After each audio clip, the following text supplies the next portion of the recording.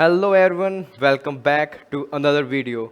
In this video, we are going to solve the questions from JEE Main 2025, April 7, Shift 1 and 2 combined. तो इस video में हमें जितने questions मिले shift 1 और शिफ्ट 2 के वो हमने अरेंज किए और सब के सब क्वेश्चन मेमोरी बेस्ड रहेंगे और सिर्फ फिजिक्स पार्ट के रहेंगे। तो मैं इन क्वेश्चन का सॉल्यूशन आपको प्रोवाइड करूँगा। तो स्टार्ट करते हैं from the very first question. तो आते हैं पहले क्वेश्चन पर। क्वेश्चन में क्या गिवन है आपको? Resonance tube. रेजोनेंस ट्यूब का मतलब क्या? आपके पास गिवन है resonance tube, it means the question is from chapter sound and waves. ठीक है, साउंड एंड वेव्स पार्ट का chapter as a resonance tube का क्वेश्चन है। सेम टू सेम ऐसा क्वेश्चन 3 या 4 अप्रैल को भी 3 अप्रैल को भी आ चुके हैं। Okay, resonance tube closed at 1 end ठीक है। Resonance obtained at length L1 given है आपको 120 सेंटीमीटर, लेंथ L2 200 सेंटीमीटर। आपको दो लेंथ से जहाँ जहाँ रेजोनेंस ऑब्टेन्ड हुए, ठीक है। आपको वेलोसिटी ऑफ साउंड गिवन है। Find frequency of sound. Frequency की बात हो रही है, वेलोसिटी गिवन है, तो फॉर्मूला कौन सा यूज़ करोगे? Velocity is equals to frequency into में वेवलेंथ। ओके, वेलोसिटी गिवन है आपको, फ्रीक्वेंसी फाइंड करनी है, लैम्डा चाहिए मुझे। तो फ्रीक्वेंसी का फॉर्मूला क्या बनेगा? Velocity divide by lambda. तो वेलोसिटी मुझे गिवन है 340। अब बात आती है लैम्डा की कि लैम्डा कहाँ से आएगा। तो लैम्डा देखिए, lambda by 2 is equals to difference of these two lengths 200 minus 120, it will be equal to 80 divide by 2। Lambda की वैल्यू आपके पास 160 सेंटीमीटर और यू कैन से 1.6 मीटर में। तो ऐसा यूनिट्स का यूज़ करेंगे। 340 डिवाइड बाय लैम्डा की जगह 1.6 और ये तुम्हारा आंसर होना चाहिए। 340 डिवाइड बाय 1.6, तो it will be almost around 202 नहीं, तो 202 से थोड़ा सा ज़्यादा, 220 से थोड़ा सा कम, और ये भी गलत। तो 212 आपका आंसर आना चाहिए। इसको डिवाइड करोगे तो 212.5 hertz should be your answer. अच्छा क्वेश्चन था, सिंपल था, स्ट्रेट फॉरवर्ड। रेजोनेंस ट्यूब का क्वेश्चन था, आपको लेंथ्स गिवन थी, वेलोसिटी गिवन थी, फ्रीक्वेंसी को फाइंड आउट करना था with the help of wavelength. तो चलिए अगले क्वेश्चन पर बात करते हैं। तो अगला क्वेश्चन क्या कह रहा है देख लेते हैं। Two plane polarized light. आपके पास दो प्लेन पोलराइज्ड लाइट है, combining at certain point whose E components. आपको इक्वेशंस गिवन है, E naught sine omega t, E naught sine omega t plus π/3। Find the amplitude of resultant wave. Resultant wave का amplitude बताना है। दो तरीके हैं। पहला तरीका तो ये कि आप E1 square plus E2 square plus 2E1 E2 cos theta का फॉर्मूला अप्लाई करिए। अगर ये फॉर्मूला अप्लाई करते हैं तो आपके पास आंसर क्या आएगा? E1 स्क्र में E naught square plus E naught square. Amplitude resultant का फॉर्मूला जब दो वेव्स सुपर इम्पोज करें, 2E naught square cos π/3, cos π/3 sine cos 60 will be equal to sine 30, 1/2, 2 से 2 cancel, E naught square common आया, अंदर आपके पास बचता है √3 और यू कैन से 1.7 E note will be your answer. तो तुम्हारा आंसर ये। एक अप्रोच ये भी है, दूसरा अप्रोच ये भी कर सकते हैं with the help of phasors. आप सबसे पहले इसके लिए फेजर डायग्राम ड्रॉ करेंगे, E नोट। उसके बाद आप इसके लिए ड्रॉ करेंगे। इसमें फेज डिफरेंस कितना आ रहा है? π/3 का। तो ये आपका दूसरा वेव का फेजर π/3, और उसके बाद दोनों का रिजल्टेंट निकाल लीजिए। रिजल्टेंट आएगा बीचों बीच कहीं, ये एंगल π/6। तो रिजल्टेंट निकालेंगे तो कॉम्पोनेंट्स निकालना पड़ेगा यहाँ पर आपको। यहाँ का कॉम्पोनेंट ई नोट कोस π/6, इसका कॉम्पोनेंट ई नोट कोस π/6, दोनों को ऐड करिए, यही आंसर आएगा। अदरवाइज आपके पास ये अप्रोच है। दोनों अप्रोच इसका यूज़ कर सकते हैं और आंसर को फाइंड आउट कर सकते हैं। तो चलिए अगले क्वेश्चन की बात करते हैं। सिंपल सा क्वेश्चन था बिल्कुल। तो देखो क्या गिवन है आपको। AC current is represented as. आपके पास इक्वेशन है एक एसी करंट की, 5√2 10 cos 650 pi t plus pi by 6। AC current की इक्वेशन आपको गिवन है, फाइंड द आरएमएस वैल्यू। मुझे फाइंड करना है I RMS, I root mean square. अगर मैं एनालाइज करूं तो ये पार्ट तो एसी का ही है, along with that this part belongs to DC, क्योंकि यहाँ पर ना कोई साइन आ रहा है ना कोस आ रहा है, ये कांस्टेंट पार्ट है, तो ये पार्ट आपके पास DC का है और ये पूरा पार्ट AC का है। ऐसे केसेस में जब आप IRMS फाइंड करते हो तो वो बराबर होता है आई DC कंपोनेंट का स्क्वायर प्लस यहाँ से आप IRMS निकालोगे उसका स्क्वायर और दोनों के स्क्वायर के सम का रूट। आई DC की बात करता हूँ, आई DC की वैल्यू मेरे पास 5√2 स्क्वायर प्लस आई RMS, यहाँ पर ये वैल्यू आपके पास होती है पीक करंट यानी आई नोट आपको गिवन है 10, तो आई RMS कितना होगा 10 डिवाइड बाई √2, तो यहाँ आप पुट करेंगे 10 बाई √2 स्क्वायर। ओके, इसको फर्दर सॉल्व कीजिए, 5√2 square √2 2 5 25 it will be 50 plus 10 100 divide by √2 का 2, this will become 50 and we will get 50 plus 50 under root 50 plus 50 will be equal to what √100 and √100 we all know is 10। तो आपका 10 ampere answer आना चाहिए, क्या option में है हमारे पास, तो ये आपका आंसर। बस आपको आइडेंटिफाई करना था कि इस इक्वेशन में आपके पास डीसी कंपोनेंट भी है और एसी कंपोनेंट भी है, दोनों कंपोनेंट्स कंबाइनली गिवन है, दोनों का आप यूज़ करेंगे और कुछ इस तरह से आप इसका आंसर देंगे। अच्छा क्वेश्चन था, तो चलिए आगे की बात करते हैं।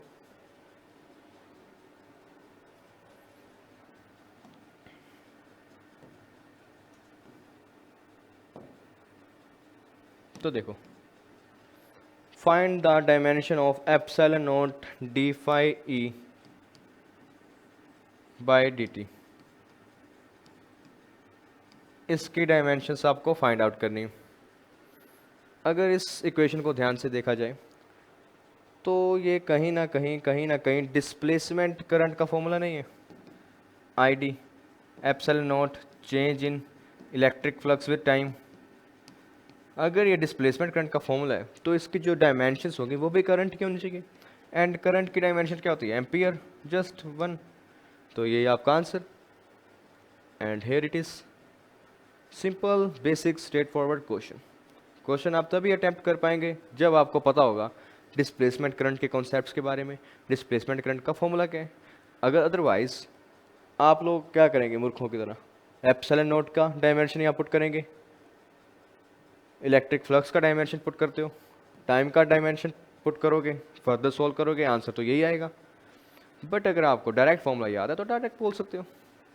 ओके, तो इसी तरह जिंदा रहने की आपको जरूरत है एग्जाम में। तो चलिए अगले क्वेश्चन की बात करते हैं, बिल्कुल straight forward easy to easy question. Now what you have given a zener diode, find the current in a zener diode. आपके पास सर्किट गिवन है, ज़ीनो डायोड लगाया, आपको फाइंड करना है यहाँ पे करंट कितना होगा। तो देखो इस सर्किट को आप इस तरह भी ड्रॉ कर सकते हो, यहाँ आपके पास 12 वोल्ट, रेजिस्टेंस 160 ओम, ज़ीनो डायोड 4 वोल्ट है, तो ऊपर की तरफ प्लस लगा दीजिए, नीचे की तरफ -4, एंड हेयर इज 400 ओम। ठीक है, मुझे क्या फाइंड करना है कि यहाँ पे करंट कितना फ्लो हो रहा है आपके ज़ीनो डायोड में। तो देखो सबसे पहले यहाँ के करंट की बात करता हूँ, I 12 4 I will be equal to 12 minus 4 divide by 160 and I will be equal to 8 by 160, और ये बराबर आता है 1 डिवाइड बाई 20 एम्पियर के। ठीक है, 1/20 करंट यहाँ से फ्लो हो रहा होगा। ओके, फर्दर वो 2 पार्ट्स में टूट रहे हैं, कुछ यहाँ जा रहे हैं, कुछ यहाँ भी जा रहे हैं। बट यहाँ का मुझे पता है इस ब्रांच में जो वोल्टेज होगा दैट विल बी 4 और रेजिस्टेंस आपके पास 400 है। तो यहाँ पर जो करंट फ्लो हो रहा होगा that will be equal to 4 divide by 400 and it will become 100 ampere. ठीक है, 1/20 एम्पियर आपके पास टोटल करंट था, 1/100 यहाँ गया और बाकी बचा हुआ यहाँ जाएगा। तो आपके पास जो remaining current in Zener diode वाले ब्रांच में जाएगा that will be equal to 1/20 total current minus this branch current. इसको सोल्व कर लीजिए, 5 minus 1 4/100 and it will become 1 divided by 25 or you can say 0.05 ampere. तो ऐसा कुछ ऑप्शन है हमारे पास, ये रहा। मिली एम्पियर में कन्वर्ट करोगे तो 40 आएगा। तो अच्छा क्वेश्चन था, सिंपल सा, 40 milliampere. Same to same ऐसा क्वेश्चन आपके अप्रैल 2 वाले सेशन में भी आ चुके, शिफ्ट 1 या 2 में आया था। तो same to same exactly question. तो कुछ इस तरह से इसको सोल्व करना था, आपके पास आंसर आ चुके हैं। अब आगे की बात करते हैं।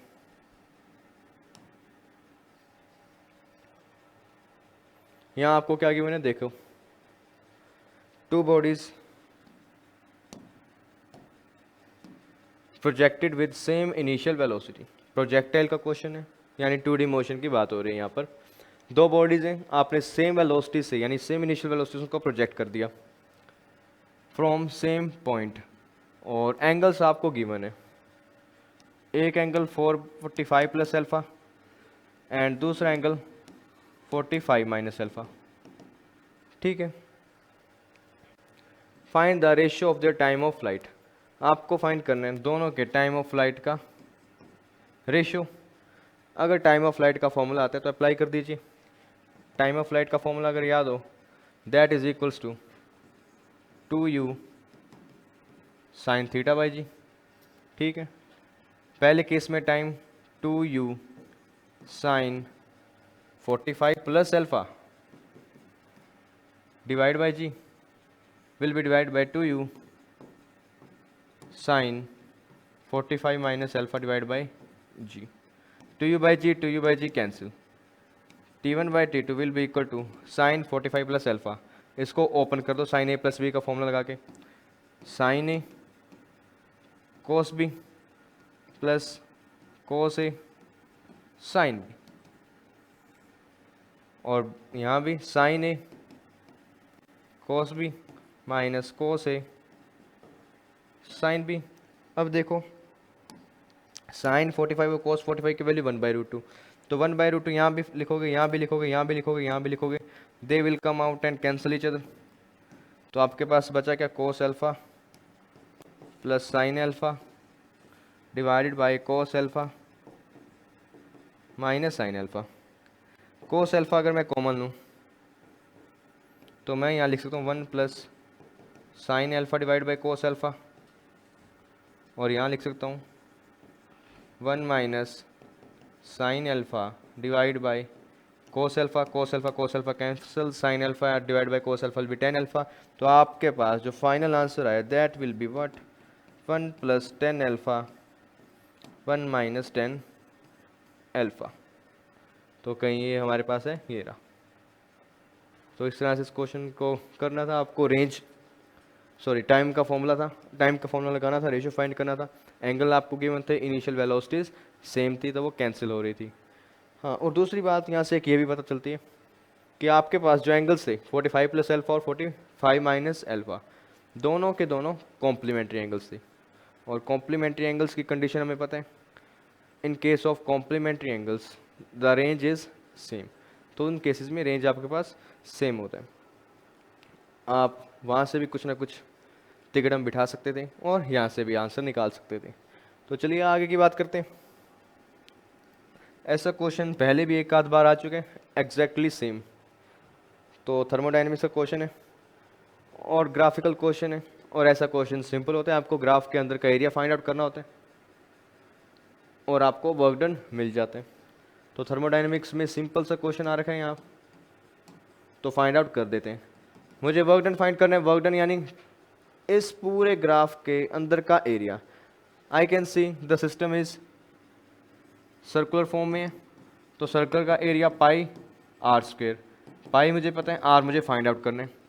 तो आर आपके पास यहाँ हो जाएगा, वैल्यूज आपको गिवन है, यहाँ वैल्यू 200 और यहाँ आपको गिवन है 300, then R will be 100, okay. और गिवन है आपको सेंटीमीटर क्यूब में, तो वो सभी वैल्यूज़ को इंसर्ट करवा देंगे। तो भैया लिख लो, pi will be equal to, sorry, area is equals to pi multiply by R square. R की जगह 100 पुट कर दो, square 3.14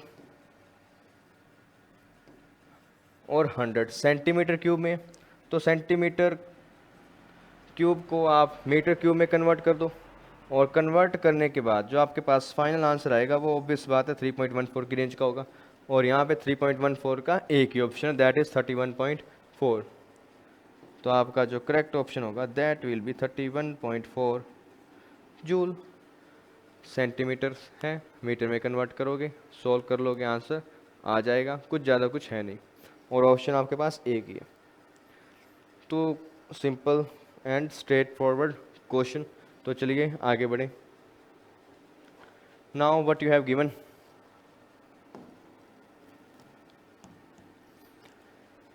the percentage increase in magnetic field when space within a current carrying solenoid is filled with magnesium। आपके पास एक current carrying solenoid है, initially उसके अंदर जो भी मैग्नेटिक फील्ड होगा, ठीक है, आपको फाइंड करना है उसके मैग्नेटिक फील्ड में कितना राइज आया जब आपने उस सोलेनोइड के अंदर मैग्नीशियम को फिलअप किया। इस सोलेनोइड के अंदर आपने मैग्नीशियम इंसर्ट करवाया, then you have to find the change in magnetic field और the increase in magnetic field in percentage. तो देख लेते हैं। तो अगर मैं इनिशियल केस की बात करूं, बिफोर इंसर्टिंग मैग्नीशियम, उस टाइम जो आपके पास magnetic field that was mu naught H, and after, यहाँ बी आई लिख देता हूँ, आफ्टर इंसर्टिंग मैग्नीशियम आपके पास जो नया मैग्नेटिक फील्ड आया B final, that is mu naught chi H plus mu naught H. ये पार्ट ऑलरेडी था आपके पास, इतना पार्ट एक्स्ट्रा आया। अब इसमें काई की वैल्यू आपको गिवन होगी, ससेप्टिबिलिटी दैट इज गिवन। तो चेंज फाइंड करने, तो चेंज फाइंड कर देते हैं, यानी फ्रैक्शन फाइंड करने। इंक्रीज की बात हो रही है तो ऑब्वियस बात है फाइनल ज़्यादा होगा, इनिशियल कम होगा, divide by initial into 100%। B final की वैल्यू पुट करो, mu naught chi H plus mu naught H minus mu naught H divide by mu naught H into 100%। Mu naught H minus mu naught H, mu naught से mu naught cancel, H से H cancel, आपके पास final क्या बचा, काई into 100%। काई की value मेरे पास है susceptibility, that is what 1.2 into 10⁻⁻5, और 100 मल्टीप्लाई करोगे 10⁻²%। 1.2 इंटू 10⁻³ इज योर आंसर। और 1.2 यहाँ डायरेक्ट नहीं है, तो इसको लिख दोगे यार 12/10 and it will become 6/5 10⁻³ and that is your answer. 6/5 का एक ही ऑप्शन है और यही आपका करेक्ट आंसर। तो क्वेश्चन अच्छा था, कुछ इस तरह से इसका फाइंड आउट करना था। और इस कॉन्सेप्ट पे यूजुअली क्वेश्चन काफ़ी कम आते हैं, बट इस बार आए, अच्छा क्वेश्चन आया। तो चलिए नेक्स्ट क्वेश्चन की तरफ मूव ऑन करें। तो देखो सेंटर ऑफ मास की बात हो रही है, सेंटर ऑफ मास में भी सिंपल सा क्वेश्चन दिखाई दे रहे हैं। तो देखो find the position of centre of मास कर देते हैं। आपके पास एक स्ट्रक्चर है एल शेप में, ठीक है, एल शेप में है और ये लेंथ आपको गिवन है 3L और यहाँ से यहाँ तक की लेंथ आपको गिवन है 2L। ऑलराइट, और साथ ही साथ आपको गिवन है कोऑर्डिनेट्स भी कि ये वाला कोऑर्डिनेट आपका ओरिजिन है 0,0। तो देखो centre of mass find out करना है, मुझे क्या चाहिए, coordinates of centre of mass of all different bodies. मैं इसको दो पार्ट्स में तोड़ता हूँ, दो पार्ट्स में तोड़ा, एक पार्ट आपका ये, दूसरा ये वाला। अब इस पार्ट के कोऑर्डिनेट्स अगर मैं सेंटर ऑफ मास के लिखूं तो वो कहीं यहाँ आएंगे and that will be what, L,0। Okay, अब इस पार्ट की बात करूं, इसके कोऑर्डिनेट्स कहीं यहाँ आएंगे तो इसकी वैल्यू होगी 0,3L/2। मेरे पास दो अलग अलग मासेस आ गए, दोनों के कोऑर्डिनेट्स आ गए। अब बात होती है फॉर्मूला लगाने की। फॉर्मूला लगाने से पहले मुझे इनका मास पता होना चाहिए। तो मुझे पता है कि बॉडी यहाँ लेंथ 3L, यहाँ 2L, तो मैं यूँ एज्यूम कर सकता हूँ कि इस पार्ट का मास 2m होगा और इस पार्ट का मास 3m होगा, क्योंकि m से m तो बाद में हम कैंसिल कर ही देंगे। अब फाइंड करते हैं सेंटर ऑफ मास की पोजीशन। x कोऑर्डिनेट की बात हो रही है, फॉर्मूला आपको पता है m1 x1 plus m2 x2 divided by m1 plus m2। m1 यानी फर्स्ट पार्ट की बात करें, आपके पास mass 2m, coordinates l, plus second part का मास आपके पास 3m, coordinate 0, divide by sum of both masses 2m plus 3m will be 5m। इसको सोल्व करोगे आपके पास क्या ऑब्टेन होगा, 2m l divide by 5m, m से m कैंसिल, 2l बाय 5। अब l की वैल्यू भी आपको गिवन है यहाँ पे 10 centimetre, 2 into 10 divide by 5 will be equal to 4। तो x कोऑर्डिनेट तो मेरा आ गया 4, तो 4 कहाँ है आपके पास, ये रहा। तो ये आपका आंसर होना चाहिए। अगर वेरीफाई करना है, क्रॉस चेक करना है कि आपको y का कोऑर्डिनेट भी चाहिए तो वो भी फाइंड आउट कर सकते हो।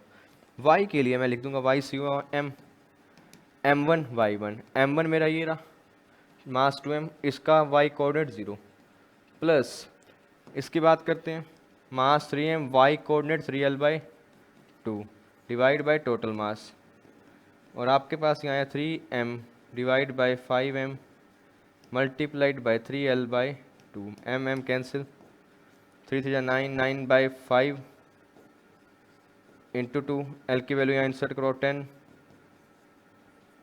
5 से 5 cancel and you will gate 9।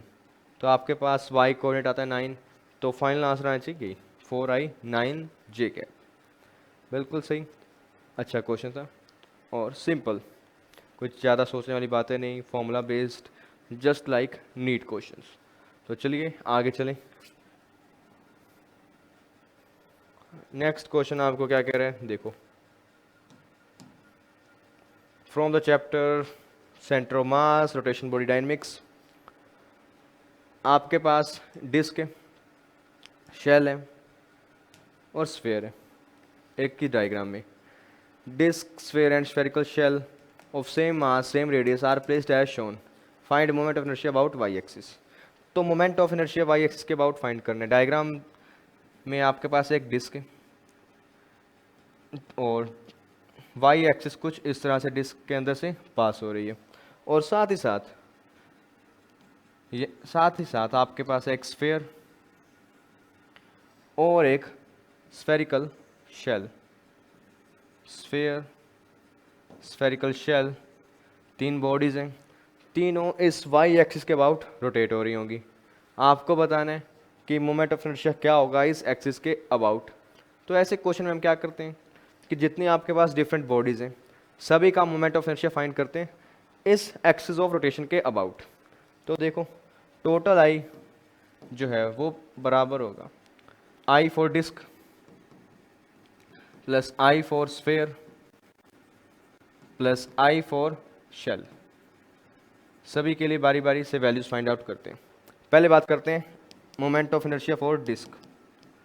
Disc की बात करूं, डिस्क का मास m, रेडियस r और एक्सिस पास हो रही है बिल्कुल उसके प्लेन में से।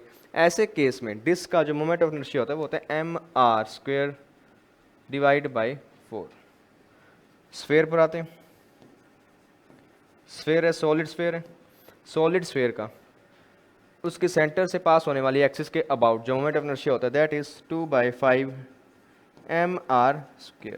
But this time axis centre से पास नहीं हो रही, वो कहीं टेंजेंट के थ्रू जा रही है।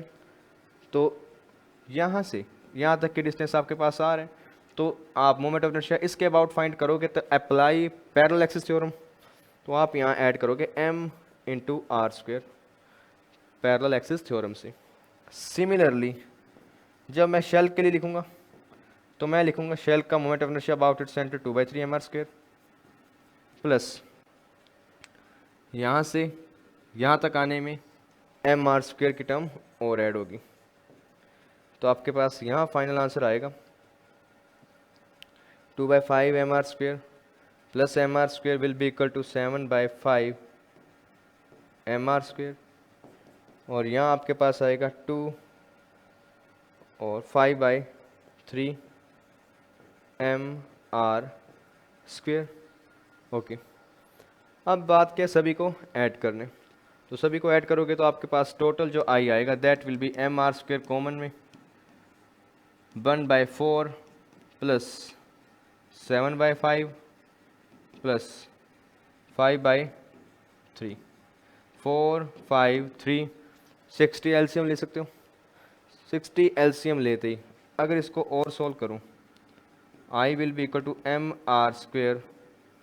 एलसीएम 60 लिया, 4 60 15 plus 5 12 12 into 7 2/5 mr² plus mr² 7/5 और 5/3। ठीक है, 65 6 जा 12 and 12 7 जा इज वट 72 प्लस 84 प्लस आगे की बात करते हैं 320 और यहाँ 100।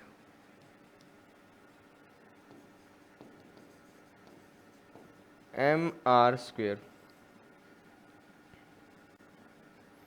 100 प्लस 84 प्लस 589 199 डिवाइड बाई 60।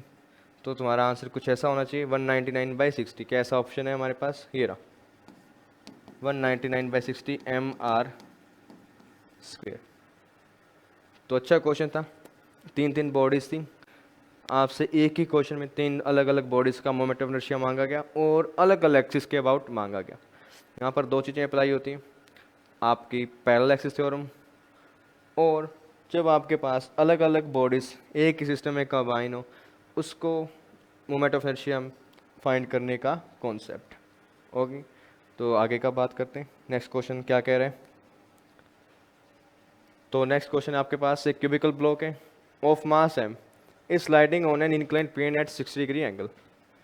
एक इंक्लाइन प्लेन है आपके पास, एंगल 60 डिग्री, और उसके ऊपर एक ब्लॉक जिसका मास m। It is sliding downward, ठीक है, विद एन एक्सेलरेशन g/2 और डाउनवर्ड जा रहा है, एक्सेलरेशन है आपका g/2। ठीक है, find the value of coefficient of kinetic friction. Okay, तो काइनेटिक फ्रिक्शन भी ऊपर की तरफ अप्लाई हो रहा है, नीचे की तरफ अप्लाई हो रहा होगा mg sin 60।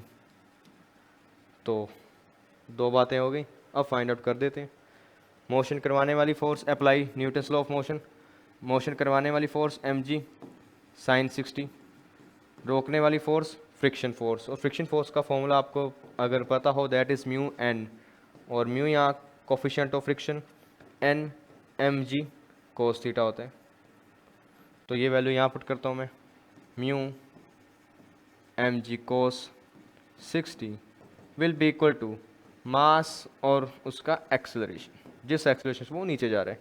अब जो टर्म्स कट रहे हैं काट देते हैं, m cancel, g cancel, sine 60 is what √3 divide by 2 minus mu cos 60 1/2 equals to 1/2, 2 2 2 cancel, √3 minus mu is equals to 1 and mu is equals to under √3 minus 1, that will be your answer. तो ये रहा, easy सा question था। Newton's laws of motion यानी second law की बात हो रही थी। सेकंड लॉ आप अप्लाई करते, आपको लिखना था मोशन डायरेक्शन ऑफ मोशन के तरफ जो फोर्स है माइनस जो अपोज कर रहे हैं will be equal to m a यहाँ पर आपके बॉडी का एक्सेलरेशन। ठीक है, सिंपल अच्छा क्वेश्चन, स्ट्रेट फॉरवर्ड, ना ज़्यादा सोचने की जरूरत, और बस। तो चलिए आगे बढ़ चलते हैं। नेक्स्ट क्वेश्चन आपको क्या कह रहा होगा, देखो। The question is from the centre of mass concept. तो मोमेंट ऑफ इनर्शिया की बातें हो रही हैं। The figure shows a circular portion of radius r/2 removed from a disc. आपके पास एक डिस्क है, उस डिस्क में से आपने इतना पोर्शन कट कर दिया। डिस्क की रेडियस आपके पास है r, ओके, और जो आपने पोर्शन कट किया उसका रेडियस है r/2। ठीक है, अब आगे की बात। The moment of inertia about an axis passing through the centre and perpendicular to the plane, यानी इस पॉइंट से पास होने वाली एक्सिस और प्लेन के परपेंडिकुलर जो एक्सिस है उसके अबाउट मोमेंट ऑफ इनर्शिया आपको फाइंड करना है। यानी ये प्लेट इस एक्सिस के अबाउट रोटेट हो रही है, तो मोमेंट ऑफ इनर्शिया फाइंड करना है। जब आपके पास जैसे कैविटी वाले केसेस आते हैं तब आप क्या करते हो, moment of inertia will be written as moment of inertia for full body, यानी जब आपने के पास बॉडी कंप्लीट थी, minus moment of inertia of cavity. फिर जो कैविटी वाला पार्ट आपने कट किया उसका मोमेंट ऑफ इनर्शिया यहाँ पर फाइंड आउट करते हो। तो कर देते हैं, देखो। तो सबसे पहले मैं फुल बॉडी की बात करता हूँ। जब आपके पास डिस्क कंप्लीट थी, for complete disc I is equals to what, mr² divide by 2। Okay, अब बात करते हैं जब आपने इस डिस्क को कट किया, इस कटे हुए पार्ट का इस पॉइंट के अबाउट मोमेंट ऑफ इनर्शिया कितना होगा। सपोज करो इस कटे हुए पार्ट का मास है m डैश, तो इसका मोमेंट ऑफ इनर्शिया होना चाहिए इस एक्सिस के अबाउट m/2 और r², इसके लिए r कितना है, r²/4 होगा, प्लस इस एक्सिस के अबाउट फाइंड करोगे, यहाँ से यहाँ तक आओगे, प्लस m डैश यहाँ से यहाँ तक के डिस्टेंस का स्क्वायर r/2²। तो टोटल आपके पास जो मोमेंट ऑफ इनर्शिया है वो आया आपके पास m dash r²/8 plus m dash r²/4। इसको फर्दर सोल्व कर लो, i will be equal to what, m dash r², 1/8 और 1/4, 8 कॉमन लो, 8 LCM 1/2 and that is 3/8 mr², और m डैश है ये, अभी m हमने फाइंड आउट नहीं किया, तो ठीक है, आधा काम हो गया। तो मोमेंट ऑफ इनर्शिया जो फुल बॉडी का होगा वो तो आपको पता है mr² डिवाइड बाई 2, माइनस जो दूसरी बॉडी आपके पास बची 3/8 m dash r²। All right, 1/8, 8 LCM, okay. तो m डैश की वैल्यू फाइंड आउट करना है, m डैश की वैल्यू फाइंड आउट करना है यानी इतने से मास की वैल्यू फाइंड करना। तो उसके लिए आपको सरफेस मास डेंसिटी का फॉर्मूला अप्लाई करना होगा। तो देखो, आपके पास पूरे के पूरे कंप्लीट एरिया का मास था m,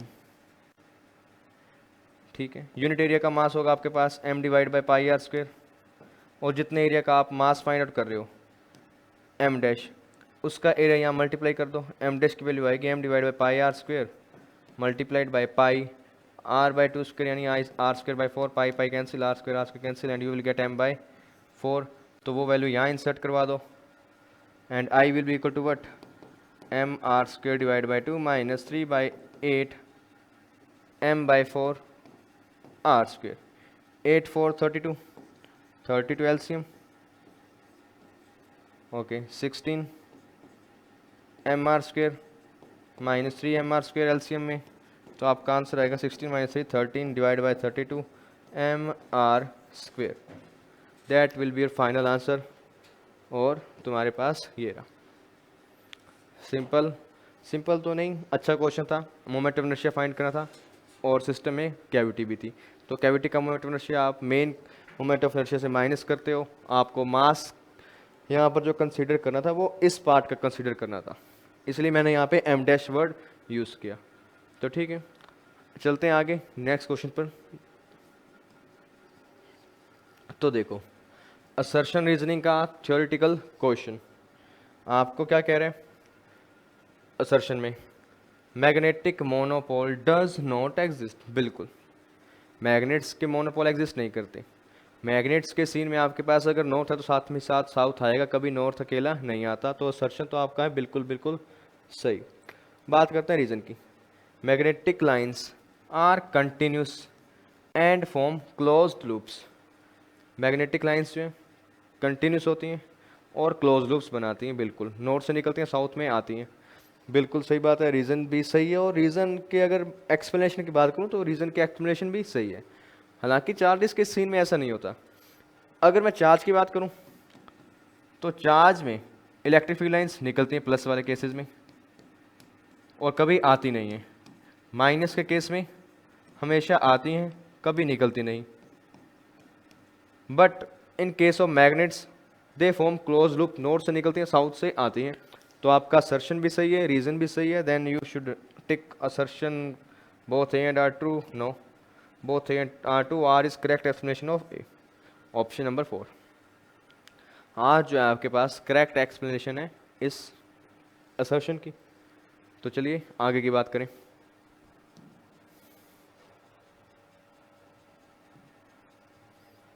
तो देखो,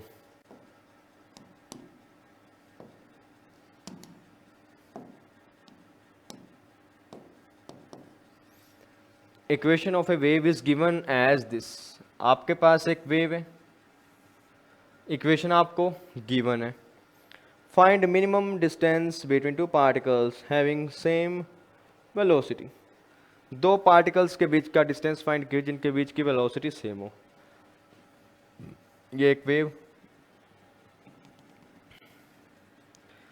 और अगर इस पार्टिकल की बात करूं, जो वेलोसिटी इसकी होगी एग्जैक्टली सेम इस पॉइंट की होनी चाहिए। जो वेलोसिटी इस पॉइंट की, इस पार्टिकल की होगी एग्जैक्टली इस पार्टिकल की होनी चाहिए। तो ऐसे पार्टिकल्स के बीच में मिनिमम डिस्टेंस कितना पॉसिबल है, दैट इज लैम्डा।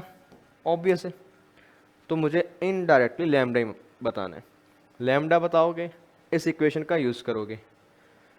तो अगर आपको याद हो, इक्वेशन आपको क्या बताती है, ए साइन के एक्स प्लस ओमेगा एंड के is what 2 pi divide by lambda. Lambda is 2 pi by के। तो लैम्डा का फॉर्मूला आपके पास आता है 2 पाई डिवाइड बाय के आपके पास 2 पाई, और लैम्डा आपके पास 20 पाई गिवन है आपको। तो लैम्डा आपके पास 1/10 इन मीटर में आएगा, यानी 0.1 मीटर मतलब 10 centimetre will be your answer. तो 10 सेंटीमीटर ऑप्शन में ये रहा। तो बिल्कुल साफ और स्पष्ट क्वेश्चन। इक्वेशन गिवन है, इक्वेशन की हेल्प से आपको एनालाइज करना था कि लैम्डा कैसे फाइंड किया जाए। और लैम्डा उसने डायरेक्टली नहीं मांगा, लैम्डा उसने घुमा के मांगा पूरा। उसने दो पॉइंट्स की बात करी कि दो पार्टिकल्स बताओ जिनके वेलोसिटी सेम होगा, उनके बीच का मिनिमम डिस्टेंस कितना होना चाहिए, दैट इज वेवलेंथ। तो वेवलेंथ हमने फाइंड आउट कर लिया। तो चलिए आगे की बात करते हैं।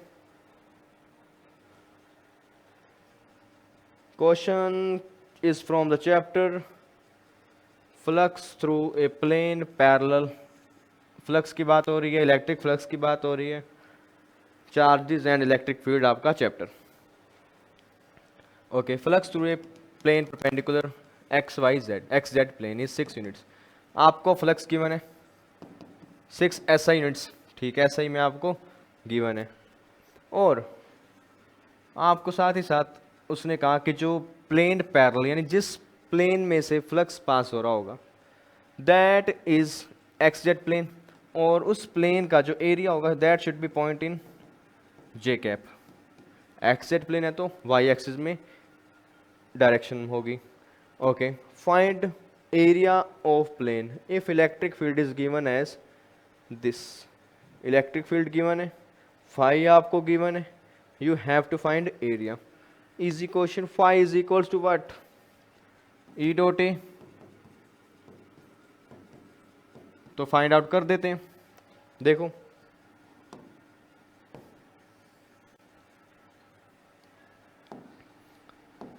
फाई का value 6 is equals to E I cap plus 4j cap K cap into 10⁻³ dot A cap की डायरेक्शन तो जे कैप है और उसका मैग्नीट्यूड मैं एज्यूम करता हूँ ए होना चाहिए, एरिया मुझे पता ही नहीं। तो इसको सॉल्व करोगे 10⁻³ I cap J cap K cap का डॉट जे कैप के साथ, तो आपका आंसर चाहिए J cap dot J cap, that will be for A cap. तो जो तुम्हारा आंसर आएगा 4a 10⁻³ then a will be equal to 6 divided by 4 into 10⁻³ 1.5 10⁻³ metre square. साफ स्पष्ट question. Electric field given, flux आपको गिवन है, but area का direction उसने दे दिया और मांग लिया एरिया। तो फॉर्मूला आपके पास सिंपल है, phi is equals to E dot A और क्वेश्चन हो गया। अब बात करते हैं आगे की। तो देखते हैं क्वेश्चन कौन से चैप्टर से, साफ साफ दिख रहे हैं। एसी क्या मांग रहा होगा देख लेते हैं। Find the average power for the given AC circuit. आपके पास एक्सेल गिवन है, इंडक्टेंस कैपेसिटेंस और इंडक्टेंस और कैपेसिटेंस का जो आपके पास रिएक्टेंस है दैट इज गिवन है, और आर भी आपको गिवन है। आपको फाइंड करना है एवरेज पावर। अगर एवरेज पावर का फॉर्मूला याद हो, P average is equals to V R M S I R M S cos phi, और कोस फाई आपका बराबर होता है आर डिवाइड बाई जेड, और z की वैल्यू दैट इज इम्पीडेंस, और वो होती है इक्वल्स टू इस केस में √r² plus XL minus XC whole square. तो करते हैं सोल्व इसको। तो देखो P average V R M S आपके पास है but I R M S नहीं है, but I R M S का मुझे फॉर्मूला पता है। आई आर एम एस का अगर मैं फॉर्मूला अप्लाई करूँ यहाँ पर, that is V R M S divide by Z, और कोस फाई भी आर बाई जेड। तो सभी वैल्यूज़ को इंसर्ट करवा दीजिए। वी आर एम एस यहाँ पर आपको 10 वोल्ट गिवन है, तो 10√2 पुट कर दीजिए V R M S, so 10 divide by √2, और यहाँ भी 10 डिवाइड बाई √2। जेड की बात हो रही है, जेड की वैल्यू फाइंड आउट कर देते हैं। आर का वैल्यू आपको गिवन है 50 का स्क्वायर हो जाएगा, plus XL minus XC 100 ohm minus 50 ohm that will also 50 का whole square, 50 common and you can write it as √2। तो ठीक है, 1 divide by 50 √2 multiply by R by Z. R की वैल्यू आपके पास 50 डिवाइड बाई 50 √2। अब इसको सॉल्व करने पर जो आंसर आए that will be your final answer. और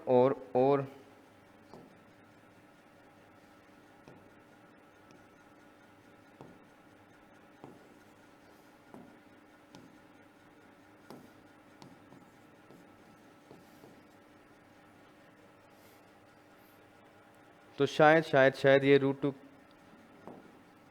यहाँ नहीं आएगा, ये √2 ऊपर मल्टीप्लाई में आना था। तो √2 कैंसिल, 50 से 50 कैंसिल, ऊपर आ रहा है 10 × 10 divide by 50 that will be 2, और 2 वोट आपका आंसर होना चाहिए। यहाँ I V R M S put करना था, तो वी आर एम एस ही पुट करना था, तो आपको वी आर एम एस यहाँ पर ठीक है आपने वैल्यूज़ को इंसर्ट करवाया और फर्दर सोल्व किया। तो हमारा ऑप्शन जो है 2 what is your correct option. तो चलो आगे की बात करें। Match the column isothermal, adiabatic, isobaric, isochoric.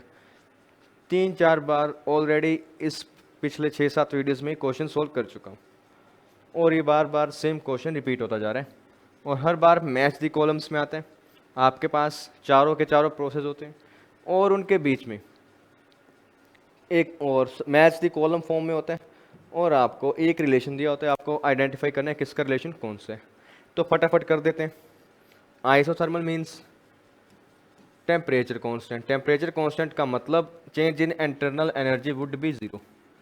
तो ए का तो आएगा आर, ए का आर, ए का आर, ये नहीं है, ये नहीं है। दूसरा part adiabatic, exchange of heat will be zero, P S, B will be S. अच्छा, तो यहाँ पर एस भी है और क्यू और एस भी है, तो दो दो ऑप्शन भी यहाँ पर हो सकते हैं। देख लेते हैं। ओके, बी के केस में क्या बी के केस में क्यू पॉसिबल है? Change in internal energy will be not equal to zero. हाँ, हो सकती है, वो जीरो के बराबर नहीं होगी। तो एक बार के लिए मैं ये मान के चलता हूँ। फिर बात करते हैं आइसोबैरिक की। आइसोबैरिक मीन्स, यहाँ आइसोबैरिक से पहले आइसोकोरिक की बात करें। Pressure, volume constant, volume constant है तो वर्क डन जीरो। डी का एक तो होना चाहिए पी, यहाँ नहीं है तो ये खत्म। और आइसोकोरिक में अगर वॉल्यूम कांस्टेंट है, प्रेशर चेंज करोगे तो टेम्परेचर भी चेंज होगा, तो उसमें इंटरनल एनर्जी भी जीरो के इक्वल नहीं होगी। तो आपका करेक्ट ऑप्शन 1 ही बनता है। फिर यहाँ पर दो दो ऑप्शंस भी करेक्ट हैं एक ही पार्ट के, तो थोड़ा सा ध्यान रखना था। बाकी कुछ नहीं था, थियोरेटिकल क्वेश्चन, कंसेप्चुअल क्वेश्चन, और वही बातें थी। तो काफ़ी इजी क्वेश्चन था अगर लेवल की बात करूँ। तो चलिए आगे का क्वेश्चन देखते हैं। तो photon of wavelength lambda, de Broglie यानी ड्यूल नेचर चैप्टर। तो देखो, एक फोटोन है lambda 1 having wavelength incident on a photosensitive plate surface, wavelength आपको थ्रेशोल्ड वेवलेंथ गिवन है लैम्डा नॉट। डी ब्रोगली आपको बताना है, किसका बताना है? Fastest photo electron. तो डी ब्रोगली वेवलेंथ आपको बतानी है। डी ब्रोगली वेवलेंथ का formula that is lambda is equal to H divide by P. तो फाइंड आउट कर देते हैं। तो आपके पास इनिशियली क्या है कि एक फोटोन आया जिसकी energy H C by lambda 1। उस फोटोन ने वर्क फंक्शन किया कितना? H C by lambda naught. बाकी बची हुई एनर्जी से उसने फोटो इलेक्ट्रॉन्स को इजेक्ट किया। ओके, तो ये सारे का सारा part kinetic energy photo electrons का। तो kinetic energy of photo electrons will be equal to what? Maximum kinetic energy की बात हो रही है, H C by lambda minus H C by lambda naught. और मुझे पता है frequency, sorry, de Broglie wavelength में एक और फॉर्मूला भी होता है आपके पास, एच डिवाइड बाई पी की जगह आप पुट करोगे √2 ई की जगह आप ये इक्वेशन इंसर्ट करवा दीजिए वहाँ, lambda is equals to H divide by 2m H C under bracket 1 by lambda minus 1 by lambda naught. अब इसको फर्दर सोल्व कर देते हैं। Lambda will be equal to √h, ऊपर h तो पूरे का पूरा अंडर रूट में आ जाएगा, h divide by 2mc 1 by lambda minus 1 by lambda note, and that will be your answer. क्या ये ऑप्शन ही रहा, ऑप्शन नंबर 1। तो साफ साफ क्वेश्चन था, D Broglie wavelength, photo electron, दोनों बातें हुई थी। तो मैक्सिमम काइनेटिक एनर्जी का यूज़ करना था यहाँ पर, और मैंने कर दिया, और आंसर फाइंड आउट कर दिया। अब और क्वेश्चन जो इसमें बचे हैं देख लेते हैं। तो क्वेश्चन क्या कह रहा है देखो,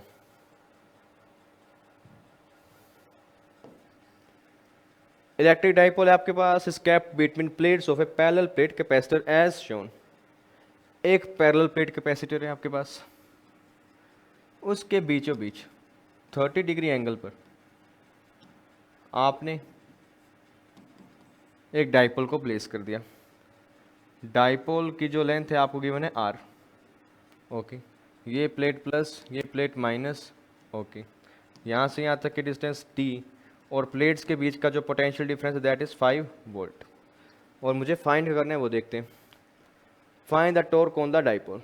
टॉर्क फाइंड करने, तो टॉर्क का फॉर्मूला अगर आपको याद हो that is torque is equals to P cross E और पी ई साइन थीटा। सभी वैल्यूज मिल जाएं तो मेरा काम हो जाएगा। सबसे पहले पी की बात करते हैं। क्या आपके पास चार्जेस गिवन है? जी बिल्कुल। तो पी का यानी डाइपोल मोमेंट आपके पास आता है charge 2 microcoulomb multiply by distance between charges. Charges के बीच का डिस्टेंस 0.5 माइक्रोमीटर। ओके, तो ये आपका 0.5 to 110⁻⁻12 coulomb metre is your dipole moment. अब मुझे चाहिए इलेक्ट्रिक फील्ड। इलेक्ट्रिक फील्ड कहीं डायरेक्टली गिवन नहीं है, but I know electric field इस रीजन में प्रेजेंट होगा और यहाँ से यहाँ तक का लेंथ आपको डी गिवन है, जो वोल्टेज है 5 है। And you know very well एक फॉर्मूला है आपके पास V is equals to E into में लेंथ आपके पास डी, तो E is equals to V by D और वोल्टेज का वैल्यू आपके पास 5।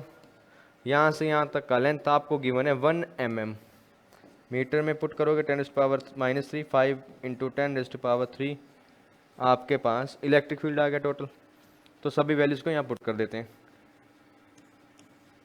Dipole moment, electric field,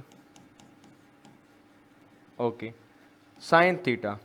theta यानी 30 डिग्री हो जाएगा, तो 30 डिग्री आपके पास 1/2 2.5।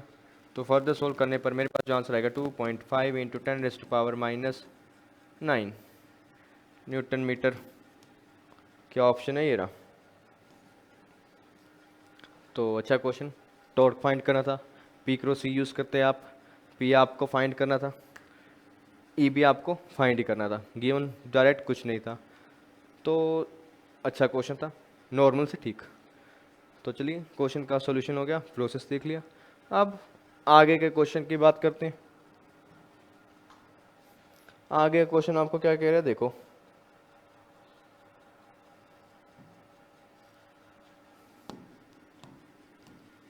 तो find the SI unit of the quantity. आपके पास एक quantity 2I divide by epsilon not C। Here I is moment of inertia. I आपके पास मोमेंट ऑफ इनर्शिया है, एप्सिलॉन परमिटिविटी है, ठीक है। C is what? Speed of light. और आपको फाइंड करना है कि अगर यहाँ सारी यूनिट्स को मैं पुट करूँ तो at the end fundamental units का जो सीक्वेंस बनेगा वो किस तरह का बनेगा। यानी फंडामेंटल यूनिट्स मुझे चाहिए इस पूरे फॉर्मूला की। तो कर देता हूँ। देखो, सिर्फ फिजिकल क्वांटिटीज पर बात करूँ, आई का यूनिट मोमेंट ऑफ इनर्शिया है, तो मोमेंट ऑफ इनर्शिया का सीन फॉर्मूला आपको पता है mr² होता है फॉर ए डिस्क्रीट मास। तो mr², it means kg metre square, okay, divide by epsilon naught. Epsilon naught की अगर आपको याद हो फॉर्मूला आपके पास है 1/4 epsilon naught Q1 Q2 divide by metre square. Epsilon naught इस तरफ जाएगा तो आपके पास जो यूनिट आएगी that will be coulomb square metre -2 और न्यूटन इनवर्स। तो coulomb square m-2 newton inverse आपके पास एप्सिलॉन नॉट आया। Speed of light c metre per second. अब न्यूटन को भी ओपन कर दो, kg metre square coulomb square m-2 newton की बात हो रही है। न्यूटन की यूनिट क्या होती है आपके पास? Mass into acceleration. इनवर्स में है तो इनवर्स में पुट करो, kg -1 m-1 s2 ms-1। अब जो टर्म्स कट रही हैं काट दीजिए और kg, और इसको फर्दर मैं सॉल्व ही कर देता हूँ आपके सामने। kg इनवर्स ऊपर का kg स्क्वेयर, ओके। और कूलम्ब को भी एम्पियर में तोड़ दो, कूलाम को भी एम्पीयर में तोड़ दूं तो देखो 1 coulomb is equals to ampere into second, तो कूलाम स्क्वेयर था ampere square second square. KG का सॉल्यूशन हो गया। अब बचा क्या मेरे पास, मीटर का पार्ट। मीटर्स M2 ऊपर जाएगा M4, ये जाएगा M5 और M-1 तो M raise to power 4, 5 - 1 4। Further A square बचा क्या second, S2 S-1 S cube. तो ये तुम्हारा आंसर होना चाहिए। कहाँ है, के जी स्क्वेयर ए स्क्वेयर M4, के जी स्क्वेयर ए स्क्वेयर M4 S क्यूब, बिल्कुल ये रहा। यहाँ ए स्क्वेयर नहीं है, के जी स्क्वेयर M क्यूब है बस। तो ये तुम्हारा आंसर। क्वेश्चन अच्छा था। फंडामेंटल यूनिट्स में पूरी इक्वेशन को सोल्व करना था, हमने कर दिया, आंसर निकाल दिया, अप्रोच आपको बता दी जो पॉसिबल थी। तो आगे की बात करते हैं। तो क्वेश्चन आपको क्या कह रहे हैं, न्यूमेरिकल वाला क्वेश्चन। आपके पास एक पार्टिकल है जिसका मास गिवन है 500 ग्राम्स और उसका वेलोसिटी गिवन है 4√x। Find the force acting on the particle. Simple easy question. Force का फॉर्मूला मास इंटू एक्सेलरेशन। मास मेरे पास है ये रहा, एक्सेलरेशन नहीं है बट यहाँ से निकाल दूंगा। v आपको गिवन है 4√x, बट अगर आपको याद हो एक्सेलरेशन का एक फॉर्मूला होता है in terms of velocity, that is a is equals to v dv/dx। v को पुट करो 4√x multiply by differentiation of velocity 4√x, 4 बाहर कांस्टेंट, √x यानी x raise to power half. x raise to power half का जब आप integration करोगे, sorry differentiation करोगे, that will be equal to 1/2√x। तो 1/2√x, √x cancel, 2 cancel, you will get 8 metre per second square as your acceleration. Acceleration आपके पास आ गया। Force find कर दूं। फोर्स क्या आपके पास, मास एक्सेलरेशन, मास कितना 500 ग्राम यानी 0.5 किलोग्राम में, multiply by 8 into 0.5 will be equal to 4 newton will be your answer. और ऐसा यूनिट्स में आपको निकालना है, न्यूटन में निकालना है, तो यही आपका आंसर होना चाहिए। और यहाँ पर 4√x की बात हुई है, ये भी ऐसे में गिवन है। 4√x में हमने v dv/dx 4 और √x का जब आप डिफ्रेंशिएशन करते हो x raise to power half, half multiply में आएगा और 1/2 - 1 √x बनेगा, √x से √x कैंसिल, 2 से 4 2 4 8 8 आपका acceleration 8 into 0.5 will be equal to 4 newton. तो ये तुम्हारा आंसर होगा फाइनल। तो सिंपल सा क्वेश्चन। चलिए आगे चलें। So that is it for today. हमने अप्रैल 7 की